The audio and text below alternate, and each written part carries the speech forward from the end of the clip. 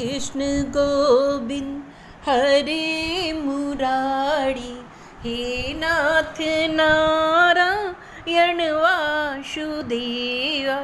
श्रीनाथ गोविंद सखा हमारे, एक नाथ नारायण वासुदेवा। श्री कृष्ण गोविंद हरे मुरारी, हे नाथ नारायण वासुदेवा। किमपुरुष और भारतवर्ष का वर्णन। श्री सुखदेव जी कहते हैं, अधिकोनविंशो अध्याय, किमपुरुष और भारतवर्ष का वर्णन। श्री सुखदेव जी कहते हैं, राजन, किमपुरुष वर्ष में श्री लक्ष्मण जी के बड़े भाई आदि पुरुष सीता हृदयाभिराम भगवान श्री राम के चरणों की सन्निधि के रसिक परम भागवत श्री हनुमान जी अन्य किन्नरों के सहित अविचल भक्ति भाव से उनकी उपासना करते हैं। वहाँ अन्य गंधर्वों के सहित अष्टसेन उनके स्वामी भगवान राम के परम कल्याण में गुण गाथा गाते रहते हैं। श्री हनुमान जी से सुनते हैं और स्वयं भी इस मंत्र का जप करते हुए उनकी इस प्रकार स्तुति करते हैं। हम ओंकार स्वरूप पर्वत कीर्ति भगवान श्री राम को नमस्कार करते हैं। आप में सत्पुरुषों के लक्षण, शील और आचरण विद्यमान है। आप बड़े ही संयत चित्त, लोकाराधन तत्पर, साधुता की परीक्षा के लिए कसौटी के समान और अत्यंत ब्राह्मण भक्त हैं। ऐसे महापुरुष महाराज राम को हमारा पुनः पुनः प्रणाम है। भगवान, आप विशुद्ध बोध स्वरूप अद्वितीय अपने स्वरूप के प्रकाश से गुणों के कार्य रूप जागृदादि संपूर्ण अवस्थाओं का निराश करने वाले सर्वांतरात्मा परम शांत शुद्ध बुद्धि से ग्रहण किए जाने योग्य नाम रूप से रहित और अहंकार शून्य है। मैं आपकी शरण में हूँ। प्रभु, आपका मनुष्यावतार केवल राक्षसों के वध के लिए ही नहीं है। इसका मुख्य उद्देश्य तो मनुष्य को शिक्षा देना है, अन्यथा अपने स्वरूप में ही रमन करने वाले साक्षात जगदात्मा जगदीश्वर को सीता जी के वियोग से इतना दुख कैसे हो सकता है। आप धीर पुरुषों की आत्मा और प्रियतम भगवान वासुदेव है। त्रिलोकी की किसी भी वस्तु में आपकी आसक्ति नहीं है। आप न तो सीता जी के लिए ही मोह को प्राप्त हो सकते हैं और न ही लक्ष्मण जी का त्याग ही कर सकते हैं। आपके ये व्यापार केवल लोक शिक्षा के लिए हैं। लक्ष्मणाग्रज उत्तम कुल में जन्म, सुंदरता, वाक्चातुरी, बुद्धि और श्रेष्ठ योनि, इनमें से कोई भी गुण आपकी प्रसन्नता का कारण नहीं हो सकता। यह बात दिखाने के लिए ही आपने इन सब गुणों से रहित हम वनवासी बानरों से मित्रता की है। देवता, असुर, बानर अथवा मनुष्य कोई भी हो, उसी सब प्रकार से श्री राम रूप आपका ही भजन करना चाहिए, क्योंकि आप नर रूप में साक्षात श्री हरि ही हैं और थोड़े किए को भी बहुत अधिक मानते हैं। आप ऐसे आश्रित वत्सल हैं कि जब स्वयं दिव्य धाम को सिधारे थे तब समस्त उत्तर कौशल वासियों को भी अपने साथ ही ले गए थे। भारत में भी भगवान दयावश नर नारायण रूप धारण करके संयमशील पुरुषों पर अनुग्रह करने के लिए अव्यक्त रूप से कल्प के अंत तक तप करते रहते हैं। उनकी यह तपस्या ऐसी है कि जिसने धर्म, ज्ञान, वैराग्य, ऐश्वर्य, शांति और उपरति की उत्तरोत्तर वृद्धि होकर अंत में आत्मस्वरूप की उपलब्धि हो सकती है। वहाँ भगवान नारद जी स्वयं श्री भगवान के ही कहे हुए सांख्य और योग्य शास्त्र के सहित भगवान महिमा को प्रकट करने वाला 5 जरातर दर्शन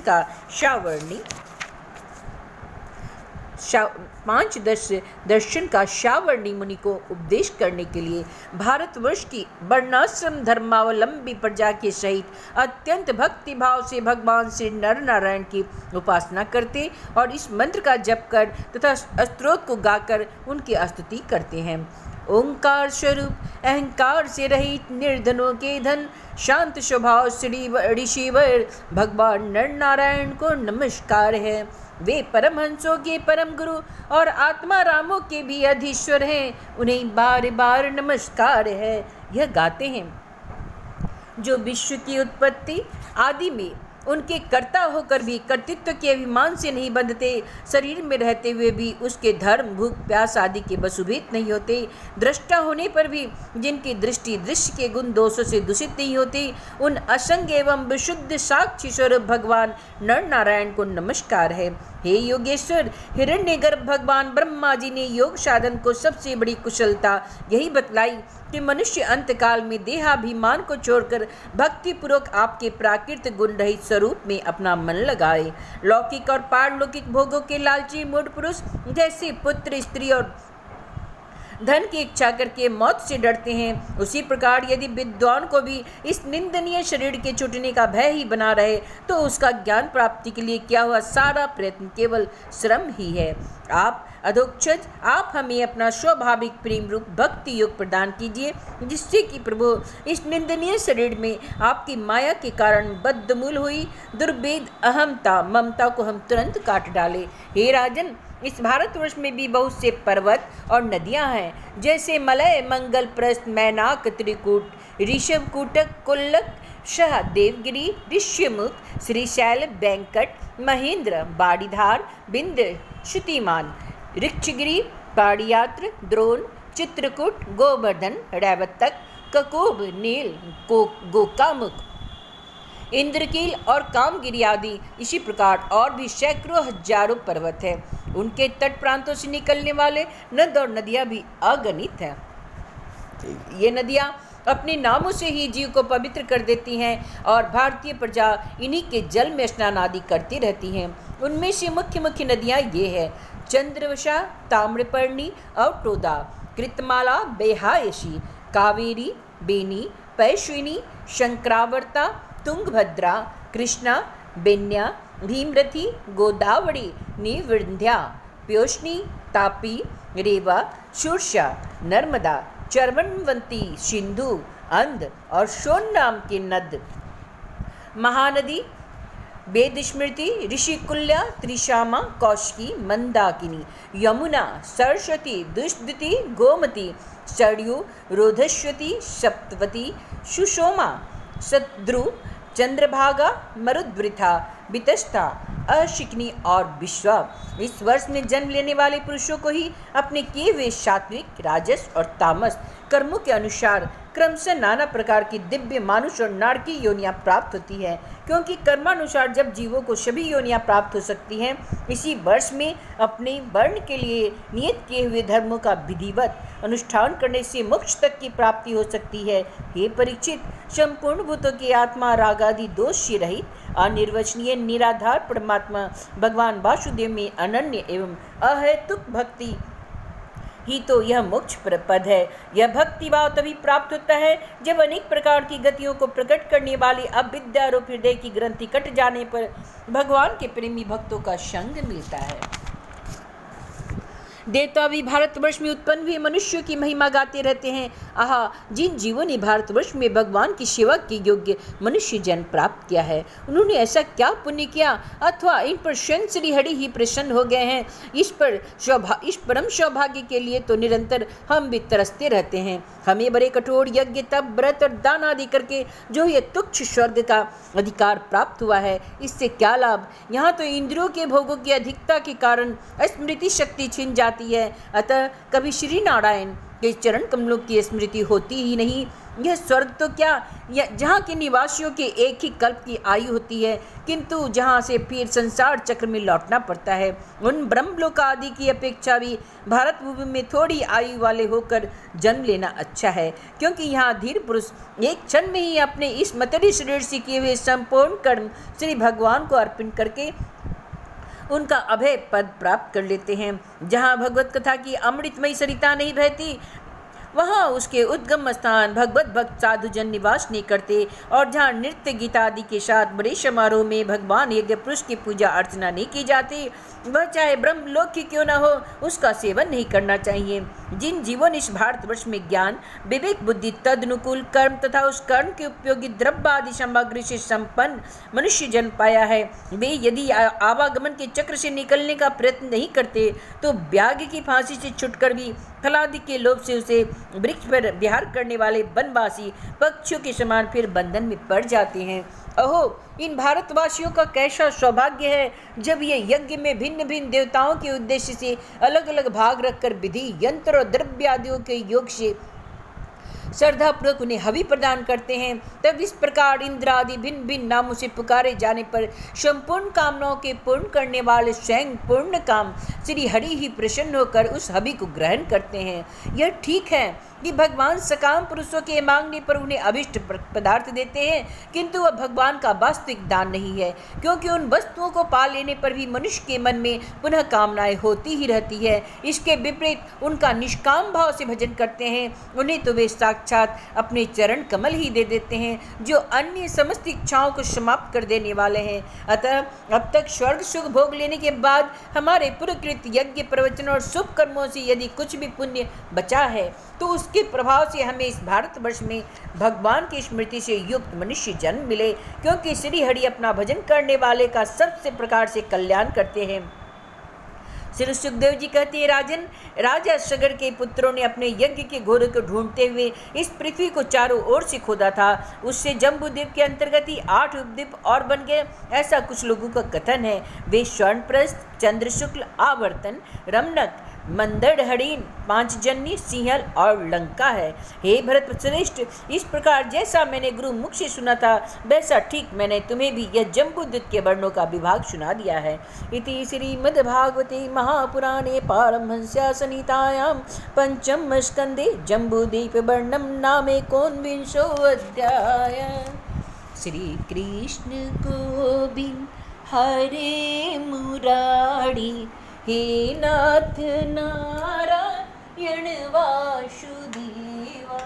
श्रीनाथ गोविंद सखा हमारे, एक नाथ गोविंद सखा हमारे, हे नाथ नारायण वासुदेवा।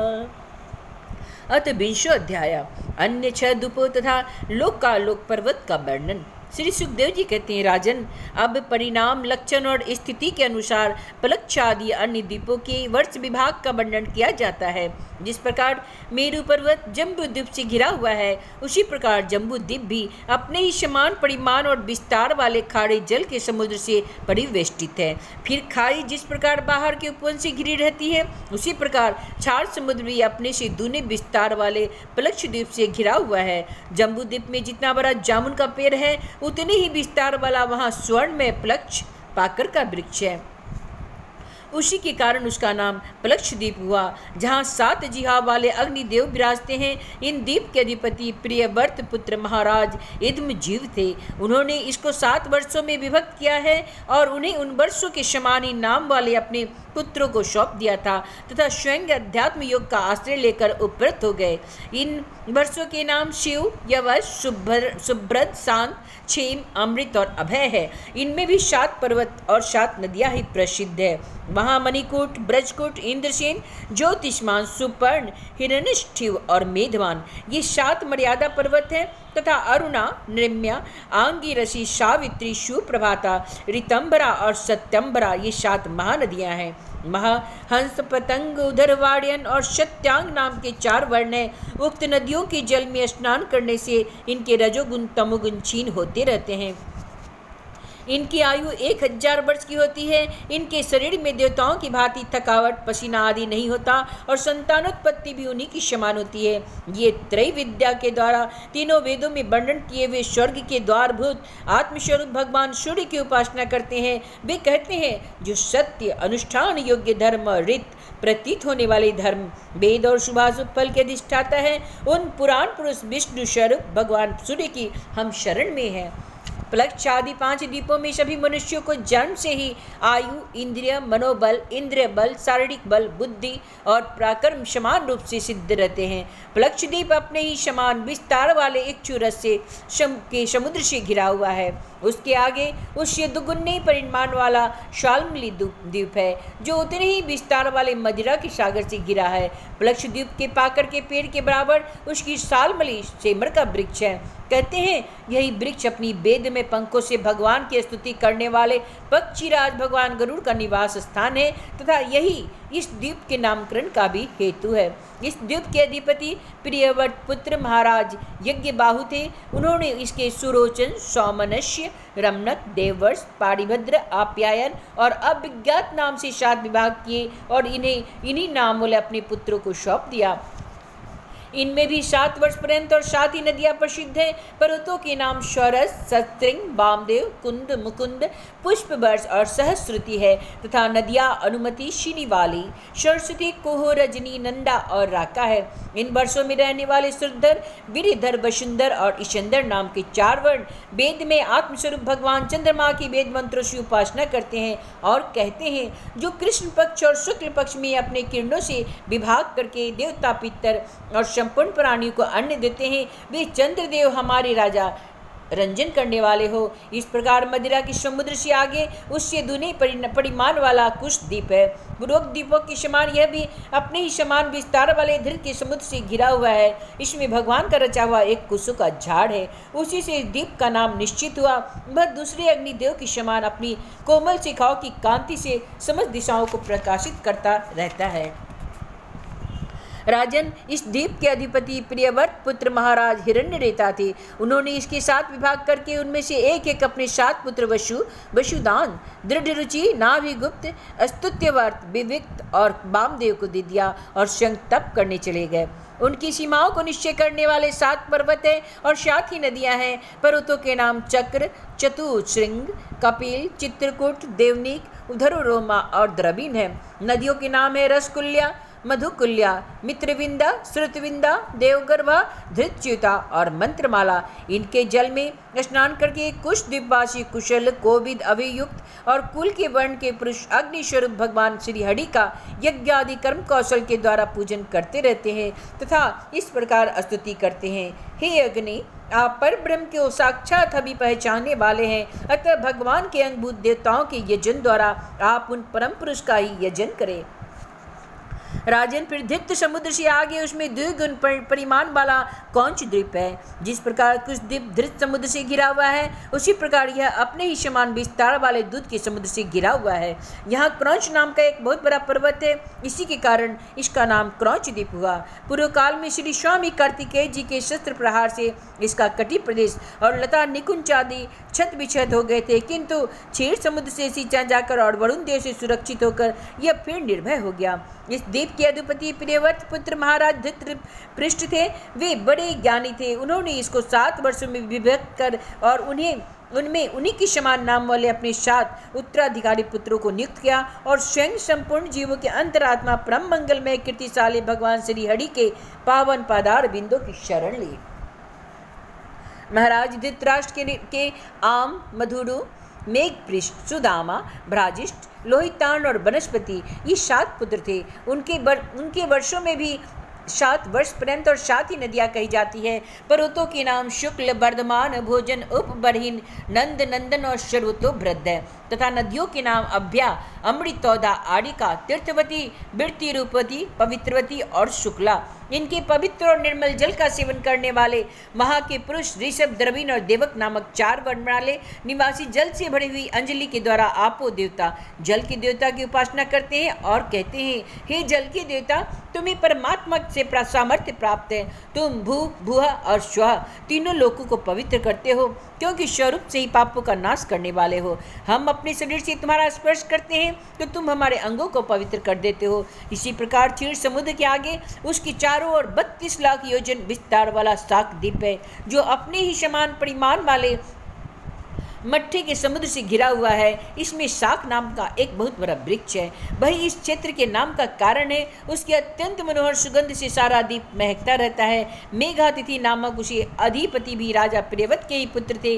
उन्होंने भी अपने द्वीप को 7 वर्षों में विभक्त किया और उनमें उन्हीं के समान नाम वाले अपने पुत्र पुरोजो, मनोजो, पवमान, धूम्रानिक, चित्ररे बहुरूप और विश्वधार को अधिपति रूप में नियुक्त कर स्वयं भगवान अनंत से में दत्तचित्तो तपोवन को चले गए। इन वर्षों में भी 7 मर्यादा पर्वत और 7 नदियां ही हैं। पर्वतों के नाम ईशान, उरुश्रृंग, बलभद्र, शतकेसर, सहस्त्र स्रोत, देवपाल और महानस है तथा नदियां अंधा, आयुर्दा, उभय अस्पृष्टि, अपराजिता, पंचपदी, सहस्रुति और निधृति है। उस वर्ष के ऋतवत, सत्यव्रत, दानव्रत और अनुव्रत नामक पुरुष प्राणायाम द्वारा अपने रजोगुण तमोगुण को छीनकर महान समाधि के द्वारा वायु रूप श्रीहरि की आराधना करते हैं और इस प्रकार उनकी स्तुति करते हैं। जो प्राण आदि वृत्ति रूप अपनी ध्वजाओं के सहित प्राणियों के भीतर प्रवेश करके इनका पालन करता है तथा संपूर्ण दृश्य जगत जिनके अधीन है, भी साक्षात अंतर्यामी वायु भगवान हमारी रक्षा करे। इसी तरह मट्टे के समुद्र के आगे उसकी चारों ओर उसके दुगुने विस्तार वाला पुष्कर द्वीप है। वह चारों ओर से अपने समान विस्तार वाले मीठे जल के समुद्र से घिरा है। वहाँ अग्नि की शिखा के समान दैदीप्यमान लाखों स्वर्णमय पंखड़ियों वाला एक बहुत बड़ा पुष्कर है जो ब्रह्मा जी का आसन माना जाता है। उस द्वीप के बीचों बीच उसके पूर्वी और पश्चिमी विभागों की मर्यादा निश्चित करने वाला मानसोत्तर नामक एक ही पर्वत है। यह 10,000 योजन ऊंचा और उतना ही लंबा है। इसके ऊपर चारों दिशाओं में इंद्र आदि लोकपालों की 4 पुड़ियां हैं। इन पर मेरु पर्वत के चारों ओर घूमने वाले सूर्य के रथ का संवत्सर रूप पहिया देवताओं के दिन और रात अर्थात उत्तरायण और दक्षिणायन के क्रम में श्रवता घूमता रहता है। उस देव का अधिपति प्रियव्रत पुत्र वृत्तिहोत्र भी अपने पुत्र रमनक और धात्की को दोनों वर्षों का अधिपति बनाकर स्वयं अपने बड़े भाइयों के समान भगवत सेवा में ही तत्पर रहने लगा। वहाँ के निवासी ब्रह्मारूप भगवान श्री हरि की ब्रह्मशालोक्य आदि की प्राप्ति कराने वाले कर्मों से आराधना करते हुए इस प्रकार स्तुति करते हैं, जो साक्षात कर्म फल रूप है और एक परमेश्वर में ही जिनकी पूर्ण स्थिति है तथा जिनकी सब लोग पूजा करते हैं। ब्रह्म ज्ञान के साधन रूप उन अद्वितीय और शांतस्वर ब्रह्म भगवान को मेरा नमस्कार है। श्री सुखदेव जी कहते हैं, राजन, इसके आगे लोकालोक नाम का पर्वत है। यह पृथ्वी के शब और सूर्य आदि के द्वारा प्रकाशित और अप्रकाशित प्रदेशों के बीच में उनका विभाग करने के लिए स्थित है। मेरु से लेकर मानसोत्तर पर्वत तक जिनका अंतर है, उतनी ही भूमि शुद्धोदक समुद्र के उस ओर है। उसके आगे स्वर्णमयी भूमि है जो दर्पण के समान स्वच्छ है। इसमें गिरी हुई कोई वस्तु फिर नहीं मिलती, इसलिए वहाँ देवताओं के अतिरिक्त और कोई प्राणी नहीं रहता। लोकालोक पर्वत सूर्य आदि से प्रकाशित और अप्रकाशित भूभागों के बीच में है, इससे इसका नाम पड़ा है।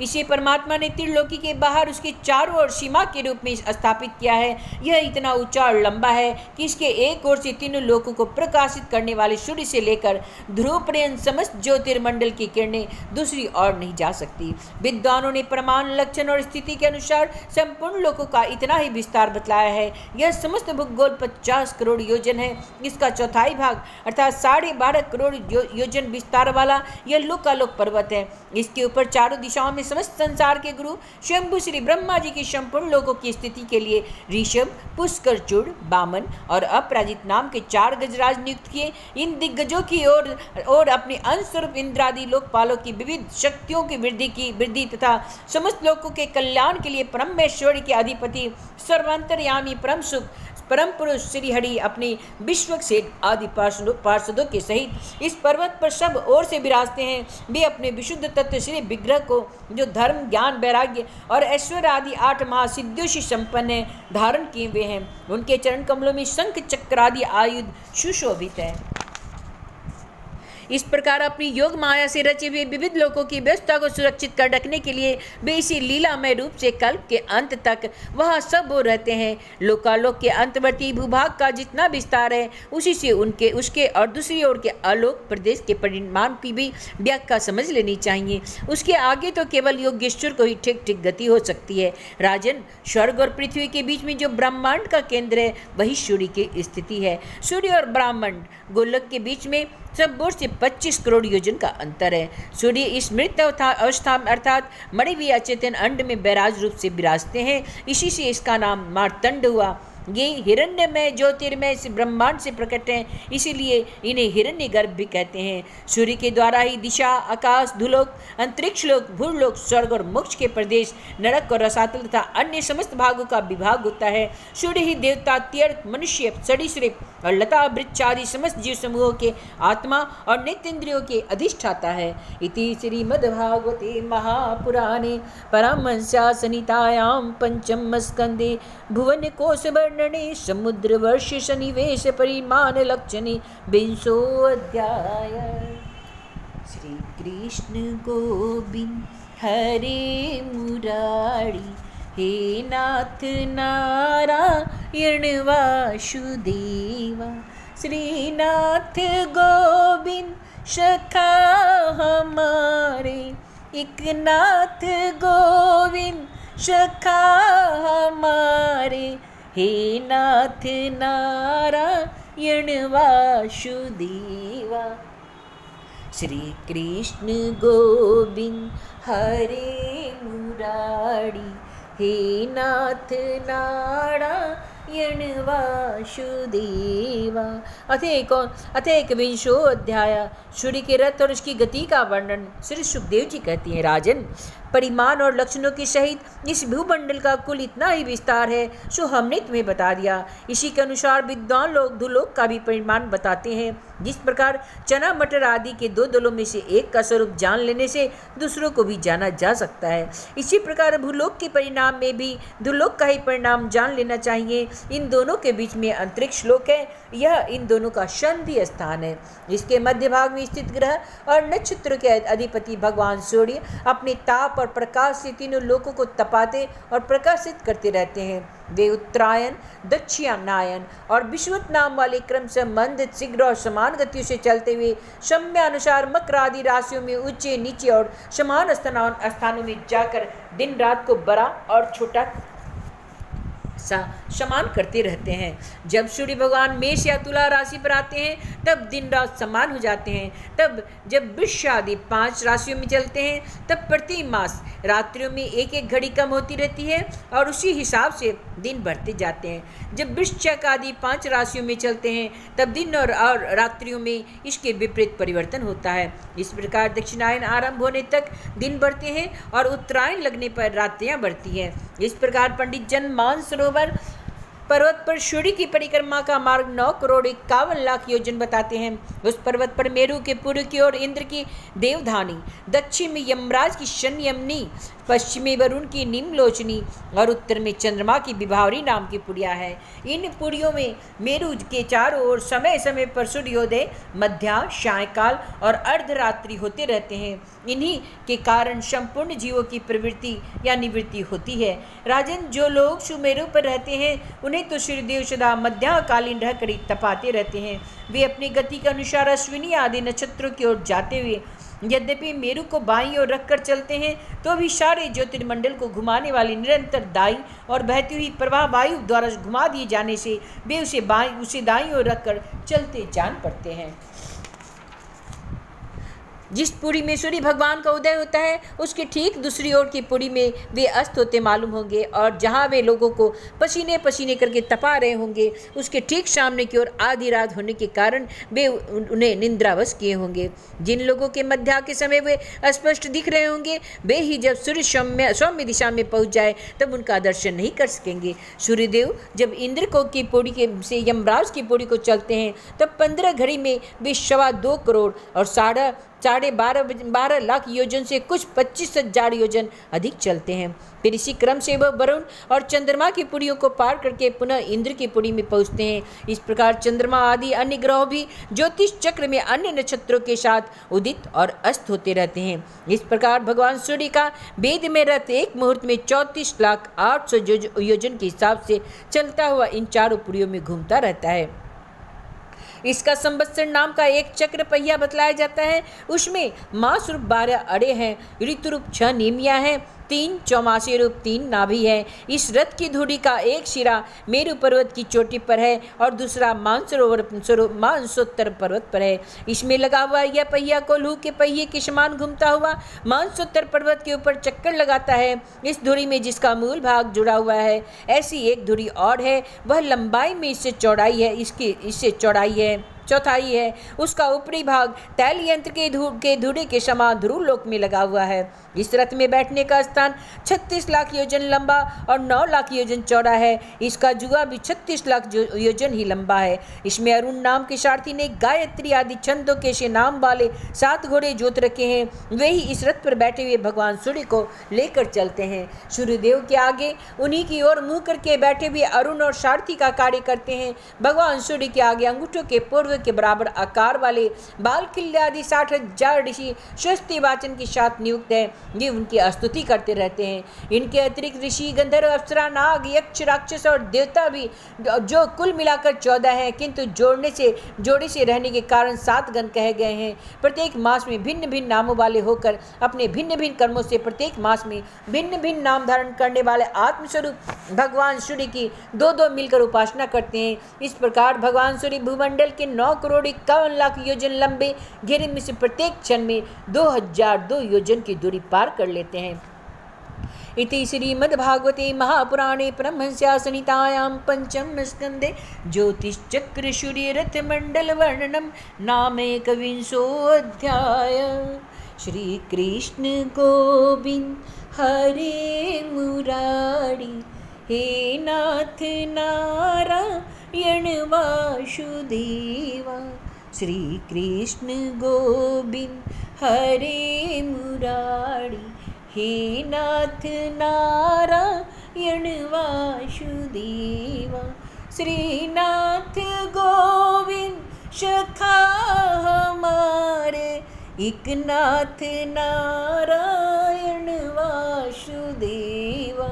श्री कृष्ण गोविंद हरे मुरारी, हे नाथ नारायण वासुदेवा। अथ द्वाविंशो अध्याय। भिन्न भिन्न ग्रहों की स्थिति और गति का वर्णन। राजा परीक्षित ने पूछा, भगवान आपने जो कहा कि यद्यपि भगवान सूर्य राशियों की ओर जाते समय मेरु और ध्रुव को दाईं रखकर चलते मालूम होते हैं, किंतु वस्तुतः उनकी गति दक्षिणावर्त नहीं होती, इस विषय को हम किस प्रकार समझे? श्री सुखदेव जी ने कहा, राजन, जैसे कुम्हार के घूमते हुए चाक पर बैठकर उसके साथ घूमती हुई चिट्ठी आदि को अपनी गति उससे भिन्न ही है, क्योंकि वह भिन्न भिन्न समय से में उस चक्र के भिन्न भिन्न स्थानों में देखी जाती है। उसी प्रकार नक्षत्र और राशियों से उपलक्षित काल चक्र में पड़कर ध्रुव और मेरु को दाएं रखकर घूमने वाले सूर्य आदि ग्रहों की गति वास्तव में उनसे भिन्न ही है, क्योंकि वे काल भेद से भिन्न भिन्न राशि और नक्षत्रों में देख पड़ते हैं। वेद और विद्वान लोग भी जिनकी गति को जानने के लिए उत्सुक रहते हैं, वे साक्षात आदि पुरुष भगवान नारायण ही लोगों के कल्याण और कर्मों की शुद्धि के लिए अपने वेद में विग्रह काल को 12 मासों में विभक्त कर बसंत आदि 6 ऋतुओं में उनके यथा योग्य गुणों का विधान करते हैं। इस श्लोक में वर्णाश्रम धर्म का अनुसरण करने वाले पुरुष वेद त्रय द्वारा प्रतिपादित छोटे बड़े कर्मों में इंद्र आदि देवताओं के रूप में और योग के साधनों में अंतर्यामी रूप में उनकी श्रद्धापूर्वक आराधना करके सुगमता से ही परम पद प्राप्त कर सकते हैं। भगवान सूर्य संपूर्ण लोकों की आत्मा है। वे पृथ्वी और धुलोक के मध्य में स्थित आकाश मंडल के भीतर काल चक्र में स्थित होकर 12 मासों को भोगते हैं, जो संवत्सर के अवयव है और मेष आदि राशियों के नाम से प्रसिद्ध है। इनमें से प्रत्येक मास चंद्रमास से शुक्ल और कृष्ण 2 पक्ष का, पितृमान से 1 रात और 1 दिन का तथा शौरमान से 2.25 नक्षत्र का बताया जाता है। जितने काल में सूर्यदेव इस संवत्सर का 6ठा भाग भोगते हैं, उसका वह अव्यव ऋतु कहा जाता है। आकाश में भगवान सूर्य का जितना मार्ग है, उसका आधा वे जितने समय में पार कर लेते हैं, उसे एक अयन कहते हैं, तथा जितने समय में वे अपनी मंद, तीव्र और समान गति से स्वर्ग और पृथ्वी मंडल के सहित पूरे आकाश का चक्कर लगाते जाते हैं, उसे अवान्तर भेद से संवत्सर, परिवत्सर, ईडावत्सर, अनुवत्सर तथा वत्सर कहते हैं। इसी प्रकार सूर्य की किरणों से 1,00,000 योजन ऊपर चंद्रमा है। उसकी चाल बहुत तेज है, इसलिए वह सब नक्षत्रों से आगे रहता है। यह सूर्य के 1 वर्ष के मार्ग को 1 मास में, 1 मास के मार्ग को 2.25 दिन में और 1 पक्ष के मार्ग को 1 ही दिन में तय कर लेता है। यह कृष्ण पक्ष में क्षीण होती हुई कलाओं में से पितृगण और शुक्ल पक्ष में बढ़ती हुई कलाओं से देवताओं के दिन रात का विभाग करता है तथा 30-30 मुहूर्तों में एक एक नक्षत्र को पार करता है। अन्नमय और अमृतमय होने के कारण यही समस्त जीवों का प्राण और जीवन है। ये जो 16 कलाओं से युक्त मनोमय, अन्नमय, अमृतमय पुरुष स्वरूप भगवान चंद्रमा है, यही देवता, पितर, मनुष्य, भूत, पशु, पक्षी, शरीर और वृक्ष आदि समस्त प्राणियों के प्राणों का पोषण करते हैं, इसलिए इन्हें सर्वमय कहते हैं। चंद्रमा से 3,00,000 योजन ऊपर अभिजीत के सहित 28 नक्षत्र है। भगवान ने इन्हें काल चक्र में नियुक्त कर रखा है, अतः ये मेरु को दाईं ओर रखकर घूमते रहते हैं। इनमें 2,00,000 योजन ऊपर शुक्र दिखाई देता है। यह सूर्य को शीघ्र, मंद और समान गतियों के अनुसार उन्हीं के समान कभी आगे कभी पीछे और कभी साथ साथ रहकर चलता है। यह वर्षा करने वाला ग्रह है, इसलिए लोगों को प्राय सर्वदा ही अनुकूल ही रहता है। इसकी गति से ऐसा अनुमान होता है कि यह वर्षा रोकने वाले ग्रहों को शांत कर देता है। शुक्र की गति की साथ साथ बुध की भी व्याख्या हो गई। शुक्र के अनुसार ही बुध की गति भी समझ लेनी चाहिए। यह चंद्रमा का पुत्र शुक्र से 2,00,000 योजन ऊपर है। यह प्रायः मंगलकारी ही है, किंतु जब सूर्य की गति का उल्लंघन करके चलता है तब बहुत अधिक आंधी, बादल और सूखे के भय की सूचना देता है। इससे 2,00,000 योजन ऊपर मंगल है। यह यदि वक्र गति से न चले तो एक एक राशि को 3-3 पक्ष में भोगता हुआ 12 राशि को पार कर लेता है। यह अशुभ ग्रह है और प्रायः अमंगल का सूचक है। इसके ऊपर 2,00,000 योजन की दूरी पर भगवान बृहस्पति जी हैं। ये यदि वक्र गति से न चले तो एक एक राशि को 1-1 वर्ष में भोगते हैं। ये प्रायः ब्राह्मण कुल के लिए ये अनुकूल रहते हैं। बृहस्पति के 2,00,000 योजन के ऊपर शनैश्चर दिखाई देते हैं। ये 30-30 महीने तक एक एक राशि में रहते हैं, अतः इन्हें सब राशि को पार करने में 30 वर्ष लग जाते हैं। ये प्रायः सभी के लिए ही अशांति कारक है। इसके ऊपर 11,00,000 योजन की दूरी पर कश्यप आदि सप्त ऋषि देखे जाते हैं। ये सब लोगों की मंगल कामना करते हुए भगवान विष्णु के परम पद ध्रुवलोक की प्रदक्षिणा किया करते हैं। इति श्रीमद्भागवते महापुराणे परमहंस्यायां संहितायां पंचम स्कंदे ज्योतिष चक्र वर्णे 22 श्री कृष्ण गोविंद हरे मुरारी हे नाथ नारायण वासुदेवा। श्री कृष्ण गोविंद हरे मुरारी हे नाथ नारायण वासुदेवा। श्रीनाथ गोविंद सखा हमारे, एक नाथ गोविंद सखा हमारे, हे नाथ नारायण वासुदेवा। अथ 23 अध्याय शिशुमार चक्र का वर्णन। श्री सुखदेव जी कहते हैं, राजन, सप्तऋषियों से 13,00,000 योजन ऊपर ध्रुव लोक है। इसे भगवान विष्णु का परम पद कहते हैं। वह उत्तानपाद के पुत्र परम भगवत भक्त ध्रुव जी विराजमान है। अग्नि, इंद्र, प्रजापति, कश्यप और धर्म, ये सब एक साथ अत्यंत आदरपूर्वक इनकी प्रदक्षिणा करते रहते हैं। अब भी कल्प पर्यंत रहने वाले लोग इन्हीं के आधार स्थित हैं। इनका इस लोक का प्रभाव हम पहले 4थे स्कंद में कर चुके हैं। सदा जागते रहने वाले अव्यक्त गति वाले भगवान काल के द्वारा जो ग्रह नक्षत्र आदि ज्योतिर्गण निरंतर घुमाए जाते हैं, भगवान ने ध्रुवलोक को ही उन सब के आधार स्तंभ रूप से नियुक्त किया है। अतः यह एक ही स्थान में रहकर सदा प्रकाशित होता रहता है। जिस प्रकार दाएं चलाने के समय अनाज को खूंदने वाली पशु छोटी, बड़ी और मध्यम रस्सी से में बंद कर क्रमशः निकट, दूर और मध्य में रहकर खंबे के चारों ओर मंडल बांधकर घूमते रहते हैं, उसी प्रकार सारे नक्षत्र ग्रहगण बाहर भीतर के क्रम से इस काल चक्र में नियुक्त होकर ध्रुवलोक का ही आश्रय लेकर वायु की प्रेरणा से कल्प के अंत तक घूमते रहते हैं। जिस प्रकार मेघ और बाज आदि पक्षी अपने कर्मों की सहायता से वायु के अधीन रहकर आकाश में उड़ते रहते हैं, उसी प्रकार ये ज्योतिर्गण भी प्रकृति और पुरुष के संयोग बस अपने अपने कर्मों के अनुसार चक्कर काटते रहते हैं और पृथ्वी पर नहीं गिरते। कोई कोई पुरुष भगवान की योग माया के आधारभूत पर स्थित इस ज्योतिष चक्र का शिशुसार सूंस के रूप में वर्णन करते हैं। यह शिशुसार कुंडली मारे हुए है और इसका मुख नीचे की ओर है। इसके पूछ के सिरे पर ध्रुव स्थित है। पूछ के मध्य भाग में प्रजापति, अग्नि, अग्नि, इंद्र और धर्म है। पुरुष की जन्म में धाता और विधाता है। इसके कटी प्रदेश में सप्तऋषि हैं। यह शिशुमार दाहिनी ओर से सिकुड़कर कुंडली मारे हुए है। ऐसी स्थिति में अभिजीत से लेकर पुनर्वसु पर्यंत जो उत्तरायण के 14 नक्षत्र हैं वे इसके दाहिने भाग में है, और पुष्य से लेकर उत्तरषाढ़ा पर्यंत जो दक्षिणायन के 14 नक्षत्र हैं वे इसके बाएं भाग में है। लोक में जब भी शिशुमार कुंडलाकार होता है तब उसकी दोनों ओर के अंगों की संख्या समान हो जाती है। उसी प्रकार यहाँ नक्षत्र संख्या में भी समानता है। उसकी पीठ में अजविति, मूल, पूर्वाषाढ़ा और उत्तराषाढ़ा नाम के 3 नक्षत्रों का समूह है, और उधर में आकाश गंगा है। इसके दाहिने और बाएं कटी तटों में पुनर्वसु और पुष्य नक्षत्र है। पीछे के दाहिने और बाएं चरणों में आद्रा और आश्लेषा नक्षत्र है तथा दाहिने और बाएं नथुनों में क्रमशः अभिजीत और उत्तरषाढ़ा है। इसी प्रकार दाहिनी और बाएं नेत्रों में श्रवण और पूर्वाषाढ़ा एवं दाहिनी और बाएं कानों में घनिष्ठा और मूल नक्षत्र है। मेघा आदि दक्षिणायन के 8 नक्षत्र बाई पसलियों में और विपरीत क्रम से मृगशिरा आदि उत्तरायण के 8 नक्षत्र दाहिनी पसलियों में है। सतभिषा और ज्येष्ठा के 2 नक्षत्र क्रम से दाहिने और बाएं कंधों में होता है। इसकी ऊपर की थुथनी में अगस्त, नीचे की ठोड़ी में नक्षत्र रूप यम, मुखों में मंगल, लिंग प्रदेश में शनि, ककूद में बृहस्पति, छाती में सूर्य, हृदय में नारायण, मन में चंद्रमा, नाभि में शुक्र, अस्तनों में अश्विनी कुमार, प्राण और अपान में बुध, गले में राहु, समस्त अंगों में केतु और रोमों में संपूर्ण तारागण स्थित है। राजन, यह भगवान विष्णु का सर्वदेव स्वरूप है। इसका नित्य प्रति सायंकाल के समय पवित्र और मौन होकर दर्शन करते हुए चिंतन करना चाहिए तथा इस मंत्र का जप करते हुए भगवान की स्तुति करनी चाहिए।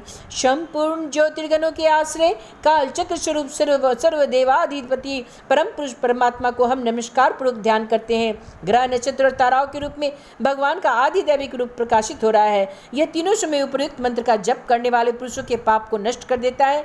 जो पुरुष प्रातः, मध्या और सायं तीनों काल उनके इस आधिदैविक स्वरूप का नित्य प्रति चिंतन और बंधन करता है, उसके उस समय किए हुए पाप तुरंत कट जाते हैं।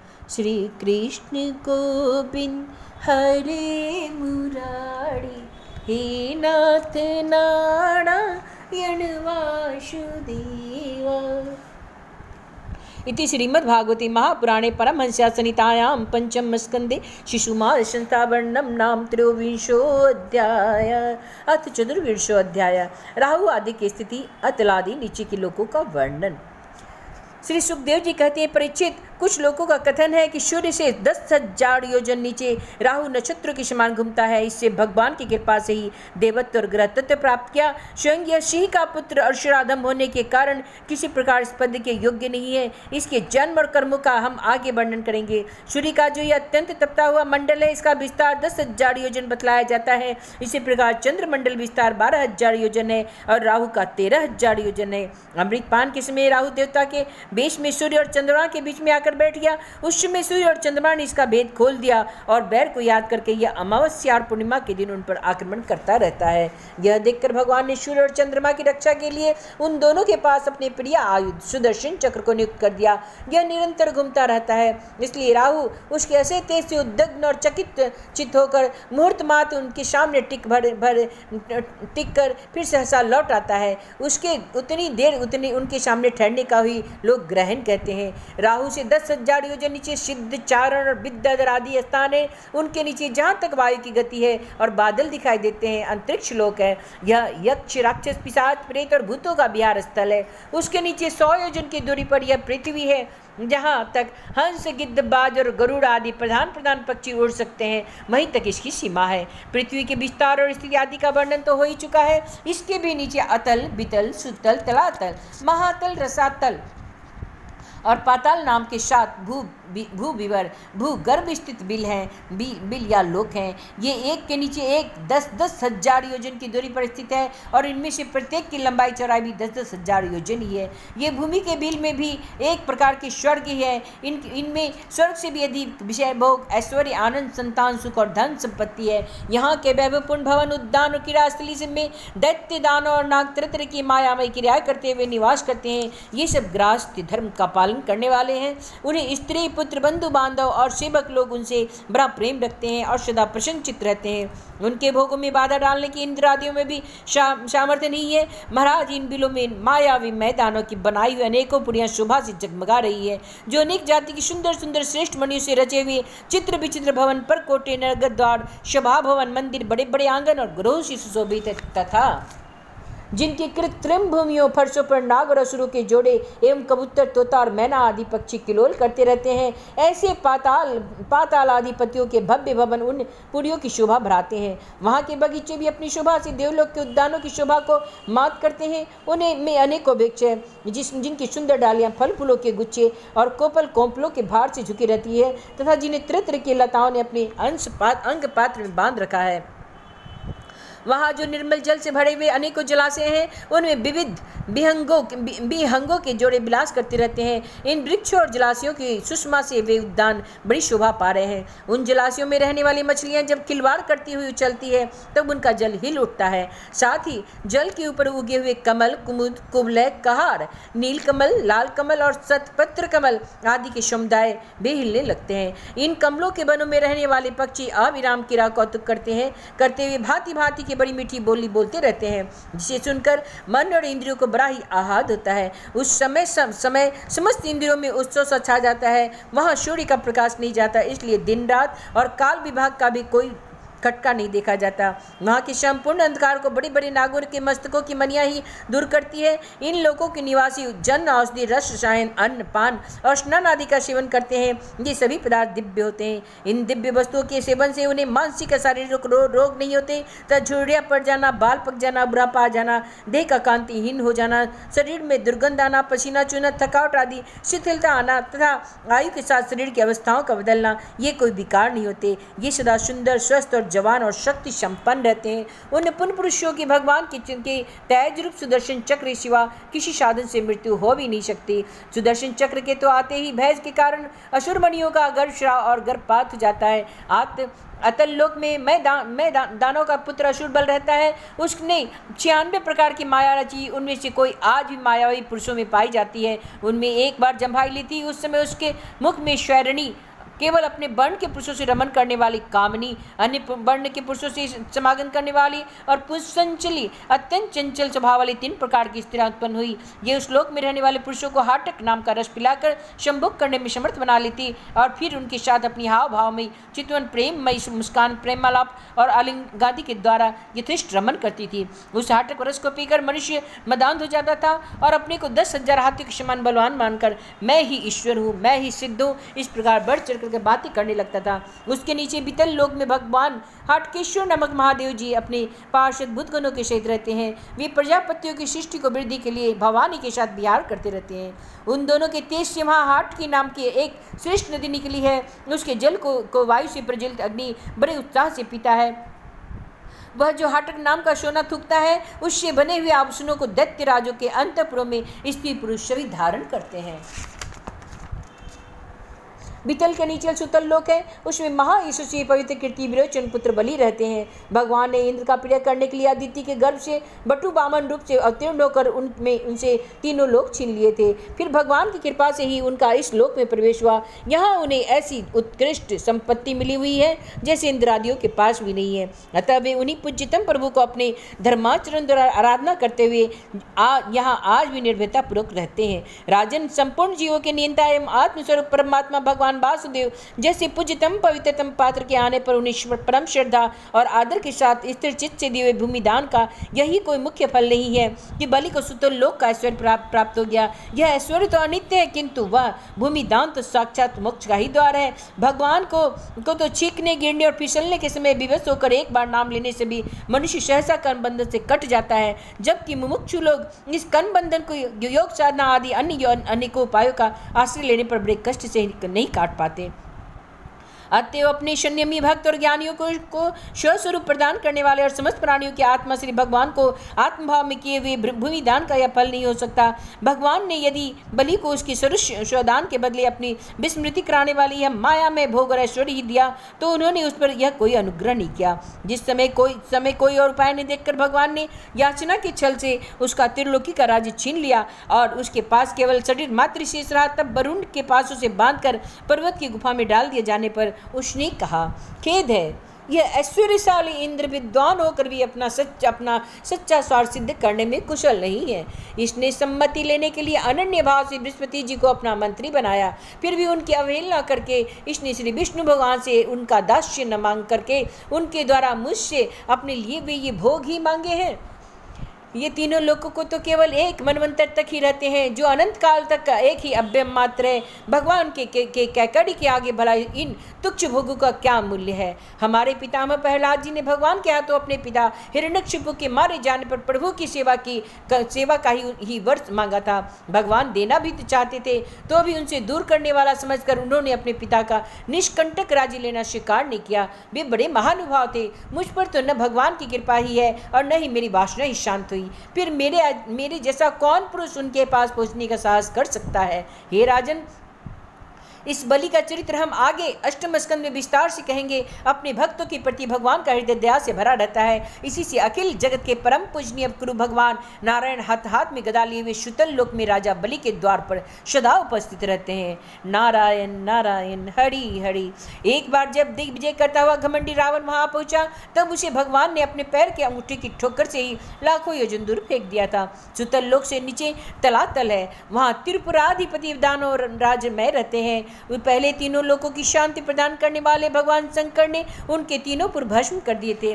फिर उन्हीं की कृपा से उसे यह स्थान मिला। यह मायावियों का परम गुरु है और महादेव जी के द्वारा सुरक्षित है, इसलिए उसे सुदर्शन चक्र से कोई भय नहीं। वहाँ के निवासी उनका बहुत आदर करते हैं। उसके नीचे महातल में कद्रु से उत्पन्न हुए अनेक सिरों वाले सर्पों का क्रोधवश नामक एक समुदाय रहता है।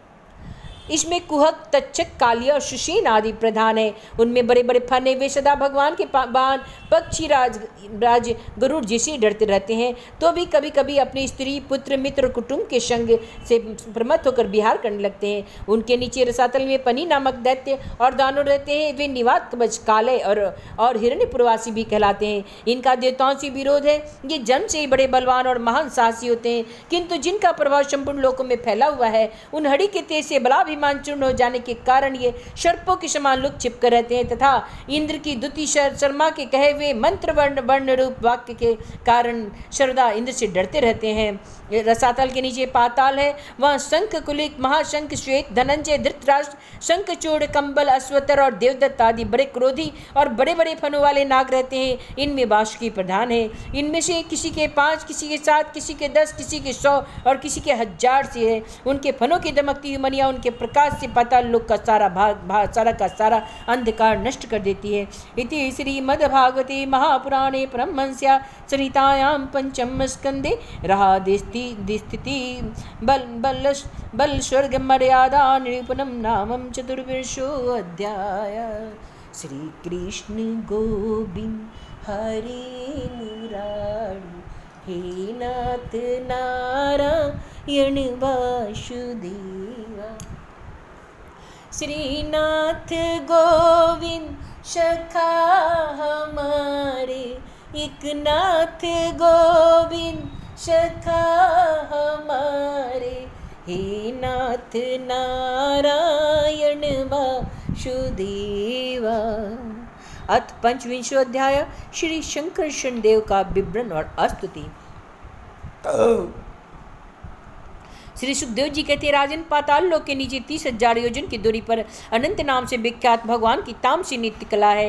यह अहंकार रूपा होने से दृष्टा और दृश्य को खींचकर एक कर देती है। इसीलिए 5 रत्न आगम के अनुयायी भक्तजन इसे शंकरषण कहते हैं। इन भगवान अनंत के 1000 मस्तक है और इनमें से एक पर रखा हुआ यह सारा भूमंडल सरसों के दाने के समान दिखाई देता है। प्रलय काल उपस्थित होने पर जब इन्हें इस विश्व का उपसंहार करने की इच्छा होती है, तब इनकी क्रोधवश घूमती हुई मनोहर भ्रुकुटियों के मध्य भाग से शंकरषद नामक रुद्र प्रकट होते हैं और इनकी भ्रू संख्या 11 है। वे सभी तीनों नेत्रों वाले होते हैं और हाथ में तीनों नोकों वाले शूल लिए रहते हैं। भगवान शंकरषण की चरण कमलों के गोल गोल स्वच्छ और अरुण वर्ण नखमणियों की पंक्तियों की समान दैदीप्यमान है।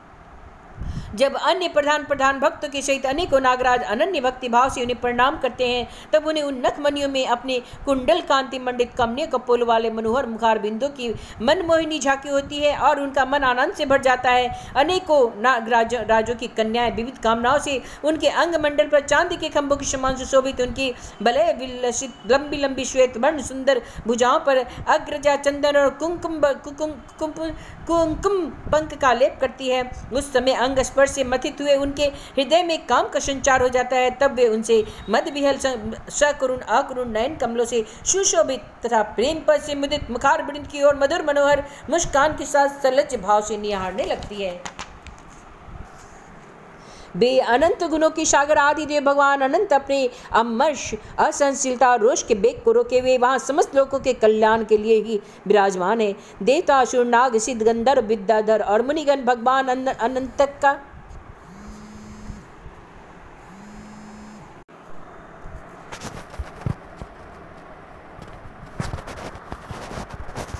अंतक का ध्यान क्या करते हैं। उनके नेत्र निरंतर प्रेम से मुदित चंचल और निष्बिहल रहते हैं। वे सुललित वचनामृत से अपने पार्षद और देव युतपों को संतुष्ट करते रहते हैं। उनके अंग पर नीलांबर और कानों में केवल एक कुंडल जगमगाता रहता है तथा उनका सुभग और सुंदर हाथ हल्की मुठ पर रखा रहता है। वे उदार लीला में भगवान शंकरषण गले में बैजंती माला धारण किए रहते हैं। वे साक्षात इंद्र के हाथी ऐरावत के गले में पड़ी हुई स्वर्ण की श्रृंखला के समान जान पड़ती है, जिनकी कांति कभी फीकी नहीं पड़ती। ऐसी नवीन तुलसी की गंध और मधुर मकरंद से उन्मत्त हुए भौरे निरंतर मधुर गुजार करके उसकी शोभा बढ़ाते रहते हैं। परीक्षित, इस प्रकार भगवान अनंत महात्म्य श्रवण और ध्यान करने से मुमुक्षु के हृदय में आविर्भूत होकर उनकी अनादिकालीन कर्म वासनाओं से ग्रथित सत्व रज और तमोगुणात्मक अविद्यामय हृदय ग्रंथि को तत्काल काट डालते हैं। उनके गुणों का एक बार ब्रह्मा जी के पुत्र भगवान नारद ने तुम्बुरु गंधर्व के साथ ब्रह्मा जी की सभा में इस प्रकार गान किया था। जिनके दृष्टि पड़ने से ही जगत की उत्पत्ति स्थिति और प्रलय के हेतुभूत सत्वादि प्राकृतिक गुण अपने अपने कार्य में समर्थ होते हैं, जिनका स्वरूप ध्रुव और अकृत अनादि है तथा जो अकेले होते हुए भी इस नानात्मक प्रपंच को अपने में धारण किए हुए हैं। उन भगवान शंकरषण के तत्व को कोई कैसे जान सकता है, जिनमें यह कारण रूप सारा प्रपंच भास रहा है तथा अपने नीच जनों का चित्त आकर्षित करने के लिए की हुई जिनकी वीरतापूर्ण लीला को परंपराक्रमी सिंह ने आदर्श मानकर अपनाया है। उन उद्धार वीर शंकरषण भगवान ने हम पर बड़ी कृपा करके यह विशुद्ध सत्व में स्वरूप धारण किया है, जिनकी सुने सुनाए नाम का कोई पीड़ित अथवा पतित पुरुष अकस्मात अथवा हंसी में भी उच्चारण कर लेता है तो वह पुरुष दूसरे मनुष्यों के सारे पापों को तत्काल नष्ट कर देता है। ऐसे शेष भगवान को छोड़कर मुमुक्षु पुरुष और किसका आश्रय ले सकते हैं। यह पर्वत नदी और समुद्र आदि से पूर्ण संपूर्ण भूमंडल उन सहस्त्र शीर्षा भगवान के एक मस्तक पर एक रजकन के समान रखा हुआ है। वे अनंत हैं, इसलिए उनके पराक्रम का कोई परिमाण नहीं है। किसी के 1000 जीभें हैं तो किसी उन सर्वव्यापक भगवान के पराक्रमों की गणना करने का साहस वह कर कैसे सकते हैं। वास्तव में उनके वीर्य गुण और प्रभाव असीम है। ऐसी प्रभावशाली भगवान अनंत रसातल के मूल में अपनी ही महिमा में स्थित स्वतंत्र है और संपूर्ण लोकों की स्थिति में के लिए लीला से ही पृथ्वी को धारण किए हुए हैं। राजन भोगों की कामना वाले पुरुषों की अपनी कर्मों के अनुसार प्राप्त होने वाले भगवान की रची हुई यही गतियां हैं। इन्हें जिस प्रकार मैंने गुरु मुख से सुना था उसी प्रकार तुम्हें सुना दिया। मनुष्य को प्रवृत्ति रूप धर्म के परिणाम में प्राप्त होने वाली जो परस्पर विलक्षण ऊंची नीची गतियां हैं वे इतनी ही है। इन्हें तुम्हारे प्रश्न के अनुसार मैंने सुना दिया, अब बताओ और क्या सुनाऊं। इति श्रीमद्भागवते महापुराणे ब्रह्मस्या संहितायां पंचम स्कंदे भुवि विद्युपवर्णनम नाम पंचविंशोऽध्याय। श्री कृष्ण गोविंद हरे मुरारी हे नाथ नारायण वासुदेवा। श्रीनाथ गोविंद सखा हमारे, एक नाथ गोविंद सखा हमारे, हे नाथ नारायण वासुदेवा। अथ षड्विंशो अध्याय। नरकों के विभिन्न गतियों का वर्णन। राजा परीक्षित ने पूछा, महर्षि, लोगों को जो ये ऊंची नीची गतियां प्राप्त होती हैं उनमें इतनी विभिन्नता क्यों है? श्री सुखदेव जी ने कहा, राजन, कर्म करने वाले पुरुष सात्विक, राजस और तामस 3 प्रकार के होते हैं तथा उनकी श्रद्धा में भी भेद रहता है। इस प्रकार स्वभाव और श्रद्धा के भेद से उनके कर्मों की गतियां भी भिन्न भिन्न ही होती है और न्यूनाधिक रूप से ये सभी गतियां सभी कर्ताओं को प्राप्त होती है। इसी प्रकार निषिद्ध कर्म रूप पाप करने वालों को भी उनकी श्रद्धा की असमानता के कारण समान फल नहीं मिलता। अतः अनादि अविद्या के वशीभूत होकर कामना पूर्वक किए हुए उन निषिद्ध कर्मों के परिणाम में जो हजारों तरह की नार की गतियां होती है उनका विस्तार से वर्णन करो। तब परीक्षित ने पूछा, भगवान, आप जिनका वर्णन करना चाहते हैं वे नरक किसी पृथ्वी के कोई देश विदेश विशेष है अथवा त्रिलोकी से बाहर या इसी के भीतर किसी जगह पर है? श्री सुखदेव जी ने कहा, राजन, वे त्रिलोकी के भीतर ही है तथा दक्षिण की ओर पृथ्वी से नीचे जल के ऊपर स्थित है।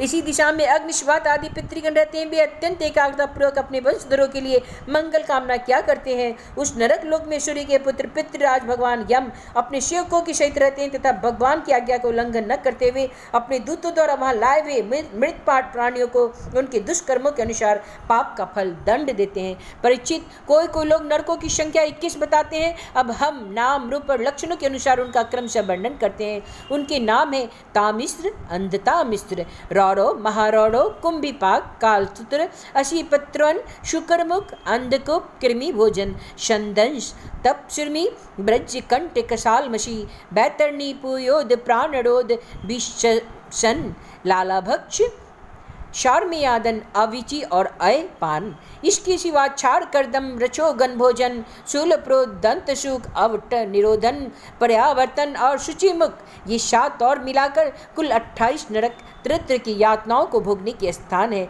जो पुरुष दूसरों के धन, संतान अथवा स्त्रियों का हरण करता है उसे अत्यंत भयानक यमदूत काल पास में बांधकर बलात् तामिश्र नरक में गिराते हैं। उस अंधकार में नरक में उसे अन्न जल न देना, डंडे लगाना और भय दिखलाना आदि अनेक प्रकार के उपाय से प्रेरित किया जाता है। इससे अत्यंत दुखी होकर वह एकाएक मूर्छित हो जाता है। इसी प्रकार जो पुरुष किसी दूसरे को धोखा देकर उसकी स्त्री को भोगता है वह अंधतामिश्र नरक में पड़ता है। वहाँ की यातनाओं में पड़कर वह जड़ से कटे हुए वृक्ष के समान वेदना के मारी साड़ी सुधबुद्ध खो बैठता है और उसे कुछ भी सूझ नहीं पड़ता। इसी से इस नरक को अंधतामिश्र कहते हैं। जो पुरुष इस लोक में यह शरीर ही हूँ मैं और ये स्त्री धन आदि मेरे हैं, ऐसी बुद्धि से दूसरे प्राणियों से द्रोह करके निरंतर अपने कुटुंब के ही पालन पोषण में लगा रहता है, वह अपना शरीर छोड़ने पर अपने पाप के कारण स्वयं ही रौरव नरक में गिरता है। इस लोक में उसके जिन जीवों को जिस प्रकार कष्ट पहुँचाया होता है, परलोक में यम यातना का समय आने पर बेजू रुरु होकर उसे उसी प्रकार कष्ट पहुँचाते हैं। इसलिए इस नरक का नाम रौरव है। रुरु सर्प से भी अधिक क्रूर स्वभाव वाले एक जीव का नाम है। ऐसा ही महारौरव नरक है। इसमें वह व्यक्ति जाता है जो किसी और को की परवाह न करके केवल अपने ही शरीर का पालन पोषण करता है। वहाँ कच्चा मांस खाने वाले रूढ़ इसे मांस के लोभ से काटते रहते हैं। जो क्रूर मनुष्य इस लोक में अपना पेट पालने के लिए जीवित पशु या पक्षियों को रांधता है, उस हृदयहीन राक्षसों से भी गए बीते पुरुषों को यमदूत कुंभिपाक नरक में ले जाकर खौलते हुए तैल में रांध देते हैं।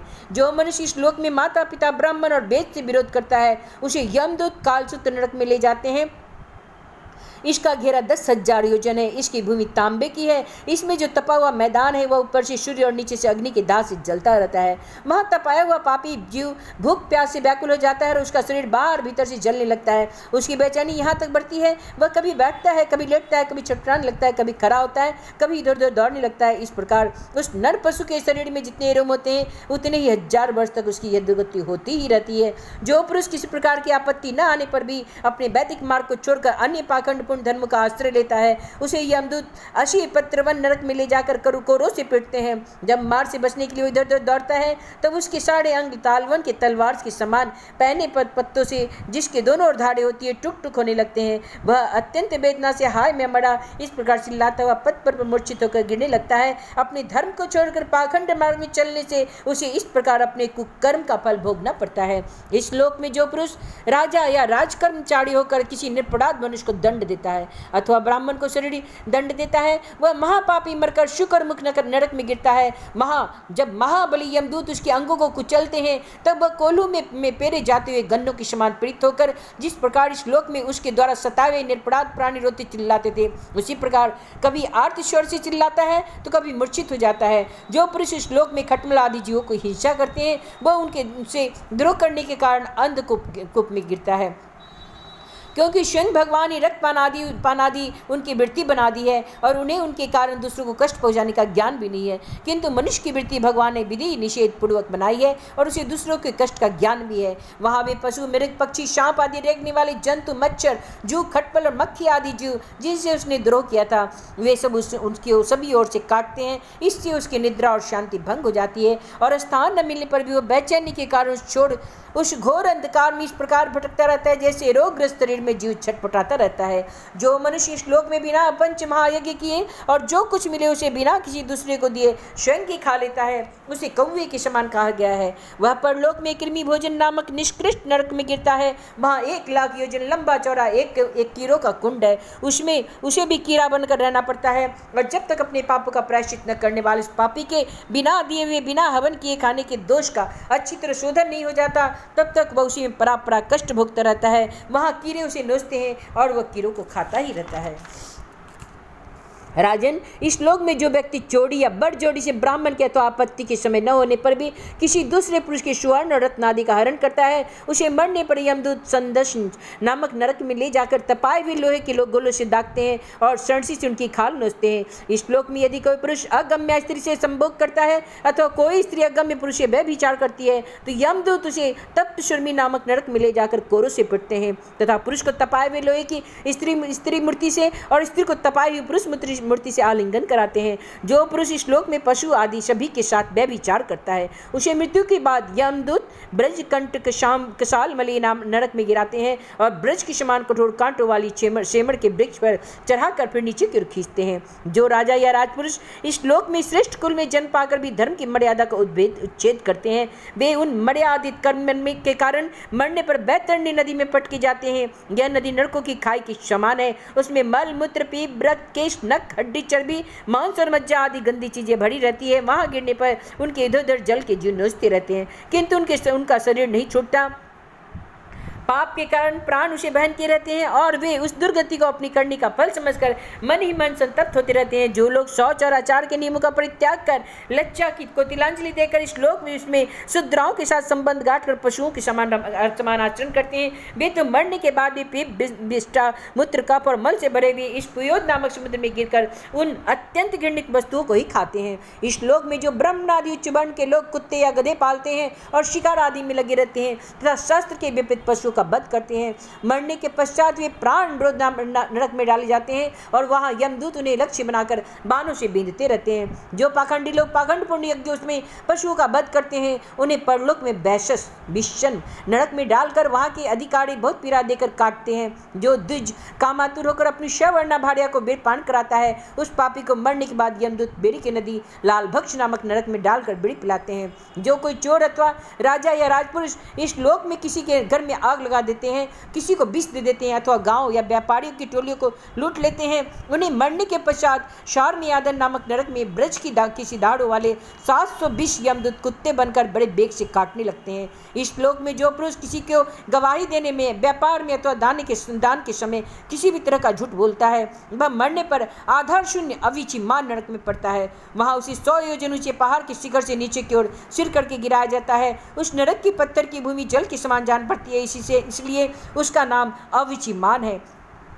वहां से गिराए जाने से उसके शरीर के टुकड़े टुकड़े हो जाने पर भी प्राण नहीं निकलते इसलिए उसे बार बार ऊपर ले जाकर पटका जाता है। जो ब्राह्मण या ब्राह्मणी अथवा व्रत में स्थित और कोई भी प्रमादवश मद्यपान करता है तथा जो क्षत्रिय या वैश्य सोमपान करता है उन्हें यमदूत अपान नाम के नरक में ले जाते हैं और उनकी छाती पर पैर रखकर उनके मुंह में आग से गलाया हुआ लोहा डालते हैं। जो पुरुष इस लोक में भिन्न श्रेणी का होकर भी अपने को बड़ा मानने के कारण जन तप विद्या आचार वर्ण आश्रम में अपने बड़ों का विशेष सत्कार नहीं करता वह जीता हुआ भी मरे हुए के समान है। उसे मरने पर छार करदन नाम के नरक में नीचे को सिर करके गिराया जाता है और वहां उसे अनंत पीड़ाएं भोगनी पड़ती है। जो पुरुष इस लोक में नर मेघ आदि के द्वारा भैरव यक्ष राक्षस आदि का यजन करते हैं, और जो स्त्रियां पशु के द्वारा पुरुषों को खा जाती है, पशु के समान पुरुषों को खा जाती है, उन्हें वे पशु की तरह मारे हुए पुरुष यमलोक में राक्षस होकर तरह तरह की यातनाएं देते ही रहते हैं, और रक्षोगन भोजन नामक नरक में कसाईयों के समान कुल्हाड़ी से काट काट कर उनका लहू पीते हैं। तथा जिस प्रकार वे मांसभोजी पुरुष इस लोक में उनका मांस भक्षण करके आनंदित होते थे, उसी प्रकार वे भी उनका रक्तपान करके और आनंदित होकर नाचते गाते हैं। इस लोक में जो लोग वन या गाँव के निरपराध जीवों को, जो सभी अपने प्राणों को रखना चाहते हैं, तरह तरह के उपाय से फुसलाकर अपने पास बुला लेते हैं, और फिर उन्हें कांटे से बेचकर या रस्सी से बांधकर खिलवाड़ करते हुए तरह तरह के पिराए देते हैं, उन्हें भी मरने के पश्चात यम यातनाओं के समय सूलप्रोत नामक नरक में सूलों से भेजा जाता है। उस समय जब उन्हें भूख प्यास सताती है और कंक बटेरा आदि तीखी चोंचों वाले नरक के भयानक पक्षी नोचने लगते हैं, तब अपने किए हुए सारे पाप याद आ जाते हैं। राजन, इस लोक में जो सर्पों के समान उग्र स्वभाव पुरुष दूसरे जीवों को पीड़ा पहुंचाते हैं, वे मरने पर दंडशुक नाम के नरक में गिरते हैं। वहाँ 5-5, 7-7 मुंह वाले सर्प उनके समीप आकर उन्हें चूहों की तरह निगल जाते हैं। जो व्यक्ति यहाँ दूसरे प्राणियों को अंधेरी खत्तियों, कोठों या गुफाओं में डालते हैं, उन्हें परलोक में यमदूत वैसे ही स्थानों में डालकर विषैली आग के धुएं से घोटते रहते हैं। इसलिए इस नरक को अवटन निरोधन कहते हैं। जो गृहस्थ अपने घर आए अतिथि अभ्यगातों को और बार बार क्रोध से भरकर ऐसी कुटिल दृष्टि से देखता है मानो उन्हें भस्म कर देगा, तब वह नरक में जाता है। तब उस पाप दृष्टि के नेत्रों को गिद्ध, कंक, काक और बटेरा आदि ब्रज किसी भी कठोर चोंचों वाले पक्षी बलात् निकाल लेते हैं। इस नरक को पर्यावर्तन कहते हैं। इस लोक में जो व्यक्ति अपने को बड़ा धनवान समझकर अभिमान बस सबको टेढ़ी नजर से देखता है और सभी पर संदेह रखता है, धन के व्यय और नाश की चिंता से उसका हृदय और मुख सूखे रहते हैं, अतः तनिक भी चैन न मानकर जो यक्ष के समान धन की रक्षा में लगा रहता है और पैसा पैदा करने, बढ़ाने और बचाने में जो तरह तरह के पाप करता रहता है, वह नराधम मरने पर सूची मुक्त नरक में गिरता है। वहाँ उस अर्थ पिशाच पापात्मा के सारे अंगों को यमराज के दूत दर्जियों के समान सुई धागे से सीते रहते हैं। राजन, यमलोक में इसी प्रकार की सैकड़ों हजारों नरक हैं। उनमें जिनका यहाँ उल्लेख हुआ और जिनके विषय में कुछ नहीं कहा गया, उन सभी में सब अधर्मपरायण जीव अपने कर्मों के अनुसार बारी बारी से जाते हैं।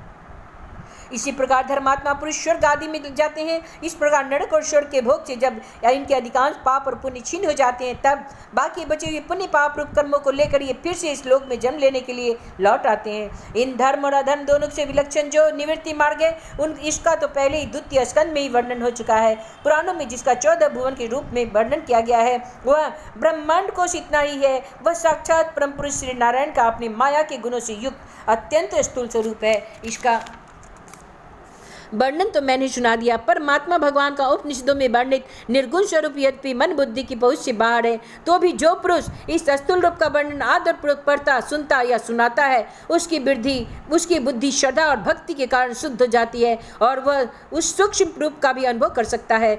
यति को चाहिए कि भगवान के स्थूल और सूक्ष्म दोनों प्रकार के रूपों का श्रवण करके पहले स्थूल रूप में चित्त को स्थिर करे, फिर धीरे धीरे वहां से हटाकर उसे सूक्ष्म में लगा दे। परीक्षित, मैंने तुमसे पृथ्वी, उसके अंतर्गत द्वीप, वर्ष, नदी, पर्वत, आकाश, समुद्र, पाताल, दिशा, नरक, ज्योतिर्गण और लोकों की स्थिति का वर्णन किया। यही भगवान अति अद्भुत स्थूल रूप है जो समस्त जीव समुदाय का आश्रय है। इति श्रीमद्भागवते महापुराणे वैयासिक्याम् अष्टादश सहस्र्या परमहंस्या संहितायां पंचम स्कन्धे नरकानुवर्णनं नाम षड्विंशोऽध्याय। इति पंचम स्कन्धं समाप्तः। श्री कृष्ण गोविंद हरे मुरारी, हे नाथ नारायण वासुदेवा। श्रीनाथ गोविंद सखा हमारे, एक नाथ गोविंद सखा हमारे, हे नाथ नारायण वासुदेवा। श्री कृष्ण गोविंद हरे मुरारी, हे नाथ नारायण वासुदेवा।